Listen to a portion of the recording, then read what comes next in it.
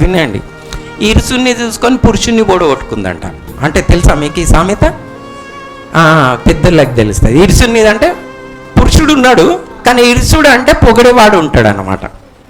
అంటే పురుషుడు ఏం చేస్తాడు? అంత పొగడాడు, రోజు రోజు చూస్తాడు కదా, అంత పొగడాడు. కానీ ఇరుసుడు ఏం చేస్తాడు? అబ్బా ఏం సుందరంగా ఉన్నావు, ఏం బాగున్నావు, నీ ముక్కేముకు, నీ కళ్ళు వేసుకున్న డ్రెస్ ఎట్లున్నది అని దాన్ని ఈడ్చుడు అన్నమాట. అంటే పొగిడేస్తుంటాడు అన్నమాట.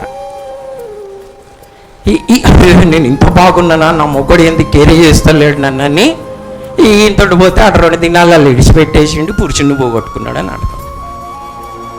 ఇది ఎందుకు చెప్తున్నా? మీరు వేసుకునే డ్రెస్సులని దాన్ని బట్టి ఇరుసులు చాలామంది వస్తారు. ఓకేనా? మీరు చూసి పడిపోయినారు అనుకో, ఏం చేయలేను. అందుకని వెరితనం చేయొద్దని చెప్తున్నా, బతిమాలుకుంటున్నా దేవుని సేవకునిగా.